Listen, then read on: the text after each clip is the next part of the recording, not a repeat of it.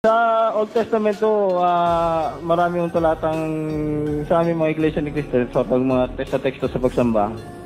Na? Marami mga citas doon, hindi ko lang maraming citas doon, sinasabi ng Panginoon Diyos na isa lang at wala nang iba. Talaga marami. Masahin natin isa-isa. Pakinggan nyo. Sayas. Sasabihin. Ako ang Panginoon at walang iba. Liban sa akin ay walang Diyos. Ako, Panginoon, walang iba. Liban sa akin, walang Diyos. Isa pa. Tagapagligtas naman. Ako, sa makapitbagay ako ang Panginoon. At liban sa akin ay walang tagapagligtas. Tama? Sulat yun. Tanong, bakit gano'n? Kasi hindi pa pinapakilala si Kristo noon. Hindi pa. Kaya sa akin, ako lang ang Panginoon. Pagdating ni Kristo, ginawa siyang Panginoon. O ilan ang Panginoon? Dalawa na.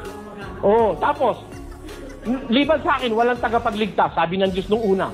Si Kristo, ginawang tagapagligtas. Ilan na tagapagligtas? Dalawa na rin. Masama ba yun? Magkadalawa? Sa Pilipinas, dalawa presidente. May Erap na may Ramos pa. Kita nyo? Di ba maganda? Hindi mo masama. Walang lalabaging batas kung halimbawa maging dalawang Panginoon.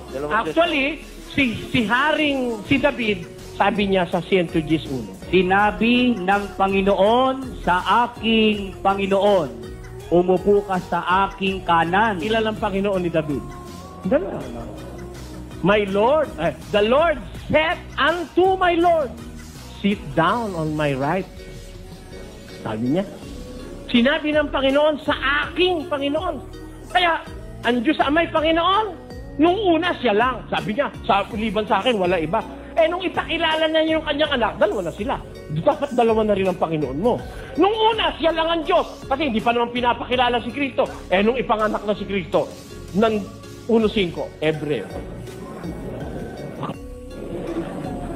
Sapagkat kangino nga sa mga anghel sinabi niya kailanman, Ikaw ay aking anak. Ikaw ay aking ipinanganak ngayon. Muli, nang dinadalan niya ang panganay sa sangkalupaan, ay sinasabi, at sambahin siya ng lahat ng mga anghel ng Diyos. Nang dalhin niya na ang panganay, kailan ba dinala? Noong panahon ng unang siglo, panahon ni Maria at ni Jose. Nang dalhin niya ang panganay sa sangkalupaan, sinabi, sambahin siya ng lahat ng mga anghel ng Diyos. Kaya kung yung anghel sasamba kay Kristo, lalo naman tayong mga tao dapat sumamba kay Kristo.